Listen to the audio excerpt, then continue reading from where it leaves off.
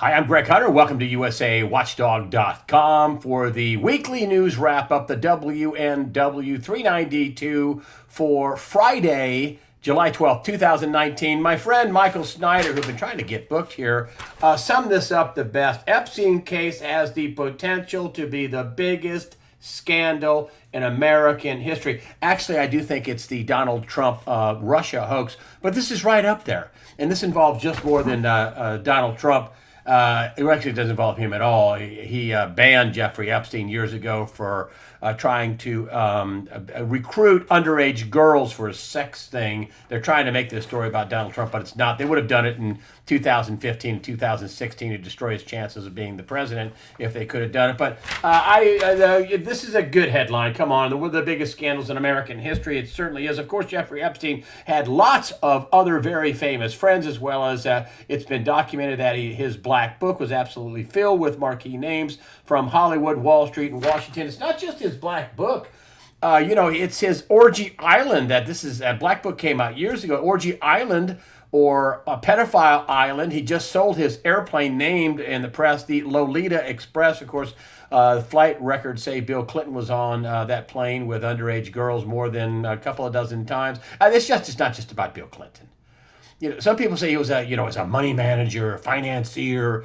Other people say he was running a simple a game of blackmail, video. Had everything wired for a camera and sound, and there's lots of tapes and lots of information. As a matter of fact, he's offered this up supposedly in some sort of plea deal, but I don't think it's gone through. He's posted some sort of 70-something million bond, which is not much money to him. I'm sure they took his passport and put an ankle bracelet on and have guards outside of his home. He is probably a flight risk, but the long and short of it is lots of people, politicians, world leaders, top corporate heads were involved with this underage pedophilia, sex ring, human trafficking, the whole thing. And I wanted to get into this Labor Secretary Acosta, Labor Secretary defends this deal. And, this is just an AP story. He defends the Epstein deal. And he was told, and this was the big bombshell. This is another friend of the show's here. Michael Krieger has been on in a while. I should get him on, too. Bombshell. Alex Acosta reportedly claimed Jeffrey Epstein belonged to intelligence. And he also said he was told to leave it alone. The question is, was Jeffrey Epstein working for an intelligence group? And who was the intelligence group? Or was it a couple of intelligence groups? We don't know that, and I'm not going to speculate. A lot of people just come out, well, my opinion is this, and therefore it's fact. I don't know, but it's more than just one billionaire who liked underage girls, which is sickening and gross and everything else. Now some of these young girls are now, not quite so young, but still pretty young in their 30s and saying, wow, he raped me. I had braces on. He did awful things to me. I was afraid. I did this. But that's just him. That's just him. And Bill Still watched the Acosta interview, took all questions from everybody, and he said he was believable. And, I started thinking about this, saying he was told to back off and let it alone in the Obama administration. Then I guess you would do that. This is a huge story. It should be on the front page everywhere, and they should be naming names, everyone's names. But unfortunately, this is a lot of people that donate to the Democratic Party. But there are going to be some Republicans involved, as well. Here's the USA Today. This is their front page story, and this is a worthy front page story. Afghan war is not worth it, veterans say. How long has that been going? 17 years? This is their front page story. And so the USA Today, this is just clever. I'm just about done with the USA Today. But, where do they put it? They put it on page 2. And you look at this story and you say to yourself, okay, well, they are covering the story inside the mansion, trove of photos, and a life-size doll. Nothing about all the connections this guy had. And they put it on page 2. And now you know why the stock is but less than $10 a share, and why this newspaper is failing, because they don't like this story with Jeffrey Epstein and Bill Clinton and Hillary Clinton and everybody and every other weasel of the last 8 years, high-ranking, powerful weasel, that they thought we'd have another 8 years with Hillary Clinton. So the mainstream media hates this story, but they got to cover it. So they put it on the second page. And this is why people like MSNBC and CNN and USA Today and the New York Times, at least the New York Times is smart enough to know they're going to get a pie in the face and don't cover the story, usually. But most of the times they don't. But this is why the mainstream media is only going to give you a half-truth on this. And this is, to me, a signaling of yet another signal that there's going to be an economic reset. And in order to have a reset, you need to get the criminals that were involved in the last 10, 20 years of the crime and the unbelievable extortion and the types of pressure and con games going on. You got to remove those people. This is a huge blow to the elite. I think this is going to be a huge blow. And I think he'll make bond, and there'll be guards surrounding federal agents surrounding his building. And then this brings me to this about Jeffrey Epstein and all the connected people. And remember, he's charged with human trafficking. This is the same kind of thing that he wrote this executive order out. And this was December 21st, 2017, the executive order blocking the property of persons involved in serious human rights abuse, that's human trafficking, or corruption. And this is to protect the financial system of the United States, national emergency to deal with that threat. You think that a lot of Jeffrey Epstein's assets are going to be blocked? You think anybody drawn up into the snare? Doesn't that sound just like what that executive order was written for? To cut off their funds? What's going to come out of this, I don't know if we'll even hear all of it, but what's going to come out of this is going to be awful. And it seems like that this is not going to be just pled out. I think Epstein has already tried that. He's going to leverage up he's a 65-year-old man. So, him getting a 20-year prison sentence means just about a life sentence. It's like somebody who's 21 getting 50 years or 70 years. I mean, he'll get out when he's 85, maybe, if he doesn't die in prison. But this is an unbelievable. There's national security implications if there are political leaders and politicians and high-ranking government officials from not just the United States, but many different governments. I mean, there's all kinds of implications: extortion, fraud, bribery, pedophilia, sex trafficking. I mean, this is a treasure trove of charges that could come down for many, many people, including the Clintons. I mean, he got arrested, and on the day he got arrested, I only used his plane, Bill Clinton, I only used his plane 4 times. So you admitted to using the Lolita Express. Admitted it. So, they're really quite unbelievable. Trump today, I want to move on here.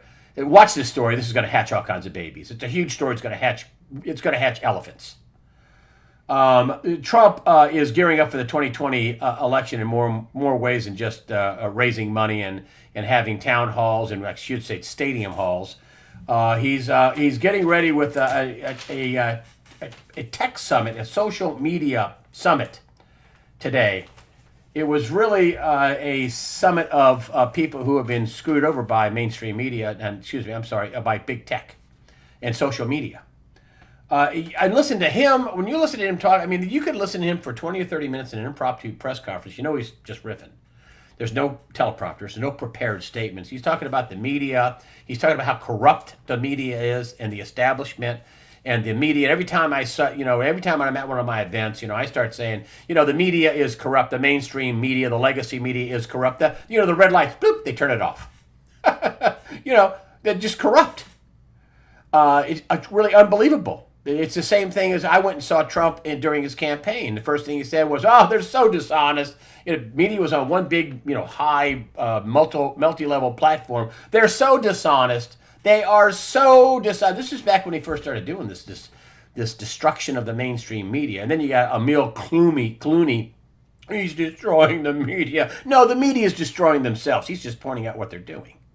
I mean, they passed off this hoax for more than a year with the Russian, the president's a Russian spot, basically. That more of that is going to happen too. More of eventually we are going to get to some sort of FISA release, some declassification of documents. That's all wrangling through in the background. But he's going to win. He has to win or his family gets destroyed. I've said that. Might take him a while. And he's going to win, but he was talking in this tech conference, also had Diamond and Silk there. They were deplatformed and they were, messed over by, I think, YouTube. A couple of African-American females that are Republicans. Ooh, can't have that. That's more dangerous than anything. African-Americans that think for themselves, ooh, can't have that. No. They also had people on stage talking about pro-life advocates and how they're completely shadow banned and deplatformed, and meanwhile they allow this carnival of blood and death of abortion. At least the abortion people have stopped calling it right to choose because they know that's a scam. It's the right to choose an abortion, which is what is just planned. Abortionhood is what, 6,000, more than 6,000 a week, every week. 6,000. My preacher comes out every week and says, I just wanted to say a prayer for all the babies there with Jesus. And when you think about this is just Planned Parenthood. More than 6,000 a week. On their own websites, 350 some odd thousand. You do the math, 52 weeks. More than 6,000 a week. And you had those people up on stage. Also a First Amendment attorney who was pretty good, talking about how, this is really a civil right. And they are interfering in our election process. It's not just their business and they can do what they want and you're free to do whatever you want. Yeah, somebody like me can say that to somebody. I have a website and you're free to have a website and go out and spend your capital and develop a website and audience and work and do whatever. But this is something way, orders of magnitude bigger than that. And that, Twitter is, 12-1, liberal, ultra left-wing, Marxist, communist. That's what the Democratic Party is now, Marxist, communist. Forget this nice label of socialism. No, you didn't know. I'll show you some of the, at the end of the newscast, I'll show you about Tommy Robinson and what the effects of socialism are. It's a mono-thinking. But he's basically getting ready for the 2020 election. And he is going to do it end around on the censorship question as well. Also saw him with a press conference on that. And he had William Barr, the Attorney General, out and said they're not going to try to stick it on the census question. But what the executive branch can do, and this is the separation of powers, and Congress and the judicial branch, that's the legislative Congress, and the judicial branch, the Supreme Court, can't stop Donald Trump from doing this. Although they did point out that the Supreme Court did affirm they could ask the question. They just basically didn't give a good enough reason. Attorney General Barr pointed it out, but they don't want to litigate it because they won't get it on the census and they won't collect the information. And you know what he brought up? Apportionment of House seats. And that's what this fight is really all about. And as I've said before, with this, counting everyone, and you don't know if they're a citizen or not, then California and New York and Illinois, which are sanctuary states for all intents and purposes, they're sanctuary for their illegal voters, is what it really means. They get more House seats based on representation, but illegal aliens don't get representation. Although they're trying that in court too, saying no, illegal aliens should have representation, which is out wackadoodle crazy. This is how they're wanting to take over the country. They don't have any good ideas. They just want to try everything. They flood the zone with illegal aliens, get them to vote, protect them, throw up every roadblock in the world. They don't have any, listen to their idea, the Green New Deal. We're going to stop eating beef because of cow farts, or we're going to put, railway across the Atlantic Ocean, or, listen, we're going to do away with your Second Amendment rights and your First Amendment rights. That's a theme, though, with the Democrats, and Hillary Clinton was leading that parade. She told that to, she said that on Fox News. Chris Wallace, there are limits to the Second Amendment, and there are limits to the First. Of course, that bump on the log, Chris Wallace was like, okay. I would say, what do you mean there are limits to the First Amendment? Limits to my religion, limits to my speech? And you want to take away my gun rights and my protection rights? And, but no, he didn't say it, just went right past him. But that's the Democrats. You look at the 20 angry Democrats on stage. The 20 angry Democrat candidates. They're all angry. And if you look at them on stage, they're talking about, no borders and health care for all the illegal aliens and who's going to pay for that and a free college and debt forgiveness. And this is going to be, Venezuela, as Donald Trump said in his impromptu press conference. This is 2020 is going to go one way or the other. It's going to go, towards the light, or it's going to go towards the dark in Venezuela and a total, disaster. And I think that he's right about that. But he's gearing up for the 2020 election long before, and I think so. He had the people. He wanted to define the problem first, and so he had many people who have been deplatformed or shadow banned or just removed from the social media platforms or restricted. I'm restricted. I mean, I've had Facebook since 2009. You look at my YouTube subscribers, which is about 7,000 subscribers. Facebook, I got 14,000 followers. So this is a way, I think, for Facebook to say, oh, you have a Facebook account? Look, you have 14,000 followers. Look, we didn't do anything bad to you. All those people tell me they can't repost my newscast. Same thing with Twitter. I've got 26 or 27,000 followers on Twitter, and some people are telling me you ought to have 10 times that, 30 times that. But meanwhile, somebody putting on makeup, as I said, a week or so ago, somebody put on makeup has 6,000 followers and unlimited Twitter. I mean, all you want, anybody that signs up. But I wasn't invited to the social media summit this week, but that's the kind of things that he's talking about. And now in a couple of weeks, he's going to have the social media heads at Twitter and YouTube and Google and Google's been exposed for, they had a meltdown after Trump was elected. And Trump was even talking about, I've talked to these guys. They act like they're your best friend, so says Trump, and I'm paraphrasing. And he says, but then they say, oh, no, we're not. We're trying to be right down the middle. We're doing right down. Obviously, they're not. That's a lie. That's a huge lie. And probably what's going to happen in a couple of weeks when the big social media tech giants meet up at the White House, they're going to be threatened with antitrust litigation from the Justice Department, is what I think. Maybe not overtly, but I think covertly. I think he's going to drop the hammer. He's doing it now because he wants this to stop. I mean, people are being deplatformed for absolutely no reason. I mean, my Jim Sinclair and Bill Holter video was demonetized, and I requested it not to, and I'm not complaining, I'm just telling you what's going on in the background. Demonetized, and then it was confirmed that it wasn't suitable for advertisers. I mean, not a single cuss word. We're talking about the economy. We're talking about the, what is going to happen. The dollar is going to be cut in half. Of course, Donald Trump is wanting a lower dollar, and he said that because Europe is now printing a ton of money. Let's just segue right on there. Here's why Donald Trump is talking about a lower dollar, because, when the European Union, the European Central Bank, the ECB comes up and says, wow, they're following the Fed and signaling fresh stimulus. They're not following the Fed. They're way in front of the Fed. Listen to this. The minutes for the June meeting suggest, and this is really before the Fed, minutes for the June meeting suggest the ECB should cut interest rates or restart its 2.9 trillion bond buying program.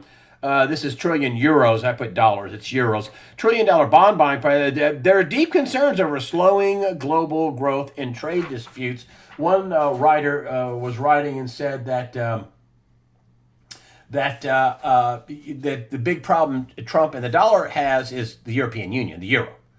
The yuan and the Japanese yen, that's really secondary compared to what they're going to do with the euro. I was talking to my friend Greg Manarino, and he said, he pointed this out to me about the ECB printing a fresh 2.9 trillion euros to buy bonds. Oh, that's the same as printing money, folks. They're not buying bonds like, ooh. And they'd come out with this plan for 2.9 trillion euro bond buying program, and everybody's, yawn. Is that all you got? I mean, what they're signaling? I mean, if they'd have done this 10 years ago, oh my God, the euro would have been a third of the dollar. Boom. Nope. Everybody's, they're doing whatever it takes. Oh, I'm telling you, the little guy, the middle management, the middle guy, the little guy is going to get creamed with inflation. Creamed. That's what they're signaling. Big people are like, they don't care if gasoline is $6 or $7 or $10 a gallon. Can I get it? Okay, yeah, fill up my, my Audi. Fill up my Mercedes, my Maybach. I don't care. I don't care if it's a couple $100. To you and me, that's whoa, a couple $100 to fill up. To somebody rich, we don't care. That's okay. Just put it in there. Thanks. Here's another guy, Albert Edwards. He's saying that the U.S. is about to take global currency war to a whole new level. What was Sinclair and Holter just saying in her past interview? What did Sinclair say, that the dollar was going to get sliced in half? That's what's coming, folks. I mean, we're before we have any real default in terms of paying somebody in confetti. They're gonna use this system as much as they can, as long as they can. I think they're gonna run it till it blows up, and they're telling you they're doing it. I mean, when the European Central Bank comes out and says we're going to buy 2.9 trillion euros in bonds, what? Excuse me? But this is, and then you got the Fed on the other side saying, oh, we're going to cut rates. I mean, Powell came out this week. I mean, remember him saying what in January or February? Economy's so strong, we're going to keep raising rates. We'll be data dependent, but we're going to clear our balance sheet, selling debt, which is like raising rates. On steroids. They're raising rates. They raised rates 9 times. They went from 0 to 2.25%. And then the markets were crashing in May and early June, and they came out June 4th, and we're going to cut rates. We're going to print money. I mean, the other Fed governors out seriously making speeches about we're going to bring QE back if we need to. And then here we have Albert Edwards. The U.S. is about to take global currency war to the next level. According to Edwards, the problem is going forward is it just won't be Japan and the Eurozone that'll be trying to devalue their way far from the deflation quagmire, but also the U.S. Deflation, not just prices going down. Think of bond debt destruction. Think of those bonds in Puerto Rico. And I know I beat that drum, but, they gave them $91 billion. They had a $74 billion bond debt overhang. And then zip, you didn't hear anything about that. I mean, Texas, as big as Texas, the biggest state in the continental U.S., and they had massive amounts of problem. They got about 38 million people. It might be around 40. And they got 30 billion. Puerto Rico, with 3 million people, got $91 billion. Now, I think we should have taken care of them, but I think they also took care of that bond debt. But, I digress. But that's what they're talking about. They're talking about a deflation in the debt market because debt is also considered an asset. And I'm telling you, there's the 2 big lies of our time. This is the 2 big lies. Those dollars in your pocket, dollar bill, Federal Reserve note, that's debt, okay? So debt is money and debt is an asset. Those are the 2 big lies, and we're going to find neither is true. Not right away, but we are going to find neither is true. And that's, Manarino just called before I went on the air, and he said, listen, what you're going to see coming up is going to be nothing. You haven't seen anything yet. What they're going to do to keep this propped up, it's going to have to get bigger and bigger and bigger to keep this all propped up, according to Manarino. I said, I'm going to quote you on that, man. He says, well, you should quote me. He says, that thing about really that 2.9 trillion, they're just printing money. That's exactly, you're 100% right. That's exactly what it is. And that is what it is. And think about what they're telling you they're going to do. And then, meanwhile, they're suppressing gold. And any other day, gold will be up $100 an ounce. What? You're going to print 2.9 trillion? Excuse me, you're going to cut interest rates, Jerome Powell. And now the only question is, how many cuts are we going to get? I say all of them. Really, I say all of them. I say to 0. I say it goes back to where it was, and I think we go back to QE before it's all over. I kid you not. And how fast will they do that? I was reading one article where, starting in 2007, they knew things were going bad. You had Michael Burry, the big short guy. He was taking out bets against the housing crisis, I think as early as 2007, subprime. And it paid off big for him, right? And but it took the Fed from, sometime in 2007 when the Fed funds rate was 5.25%. And then it took them 15 months to drop it to zero. Are they going to wait 15 months this time? And I say no. And remember, there's like a 9-month lag time. I think you're going to be surprised at how bad it's going to get, how fast and how bad it's going to get, and how fast it's going to get bad, I should say. And I think you're going to be surprised at how much they're going to cut in a short amount of time. I think you're going to be surprised. I think well before the 2020 election, write it down, I think you will be at 0% interest rates. Their game is to stretch this out. Can they do it? I don't know. I mean, if there's some mishap, like, for example, reportedly the Iranians were trying to take over a British vessel. They've had some back and forth. Then the Iranians say, no, we're not trying to do that. Well, listen, all it takes is, a ship being sunk in the Strait of Hormuz or some false flag or some deal that happens. And that's the other thing about this Jeffrey Epstein thing. I even got to that. And that is, wow, there's a lot of people that are going to go down.